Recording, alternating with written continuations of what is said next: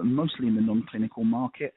Their endpoints are more analytical endpoints. They have a sort of early pharmacology group, and they have like a sort of bioanalytical type capabilities as far as I know.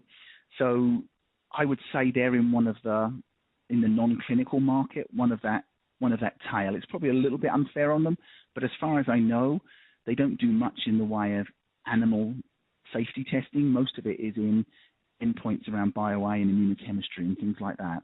So it's a number, but probably smaller than a lot of the bigger providers. And what about LGC? LGC. So again, they're a bit more of a niche provider. I think, if I remember rightly, with LGC, they're more around the genomic space, and so again, they're in that market, but relatively small within those markets, considering some of the sizes of them. So they're there, but not huge players. And I would say they're more of they probably wouldn't like it, but more of a niche player, I would say. Their services are focused rather than more holistic. Got it. Okay. So a lot of information, a lot of players to. So can you still help me to rank those big five in clinical? Would from a share perspective, just put a percentage on it. It's a little bit harder there, I guess. I would say probably 25% is with quintiles. Okay, that's a big number. Yeah, they're significantly bigger than anybody else. And then I would say after that, then the others, it's a little bit more difficult to quite know who's biggest and who's not. But I would say there's probably around 9 to 10% across the likes of an Icon, a PPD, a Covance, a Parexel. Probably some would think themselves bigger and smaller, but I would say, if we said around about 9 or 10% for each of those four, that takes us to about 65% of the market, doesn't it? Something like that.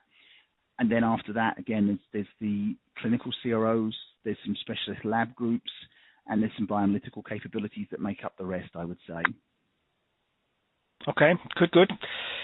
So, what do you see as growth rates for these markets, and what is the trend?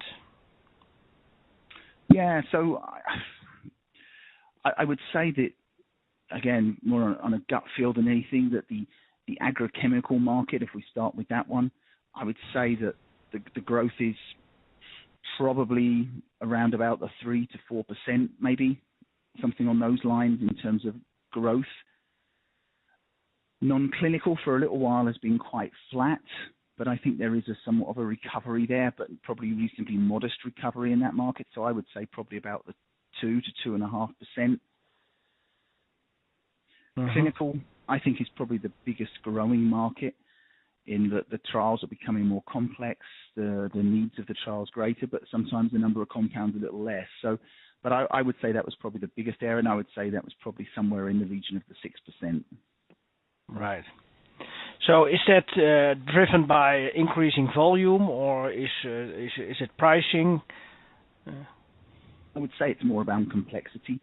I think the complexity of the trials, the global nature of the trials, the challenge of getting patients in a geography, plus the regulatory requirements of needing to have a variation in your patient population. I would say that there's a number of factors there that are causing them to be more complex, more global, more endpoints. And so that sounds like volume. So is it easy in this lab testing market to hold prices or to increase prices, or would you say no, it is rather more competitive and hard to hold prices? In the clinical market specifically, do you mean, or in other markets? If there's any difference, then highlight that, please. I mean, I would say that with each market, there's certain parts of it that are becoming more commoditized. But I would say that the non-clinical market is probably one where there's a lot more competition, because there are providers out of Asia, the likes of Wuxi and other companies there, that are in that market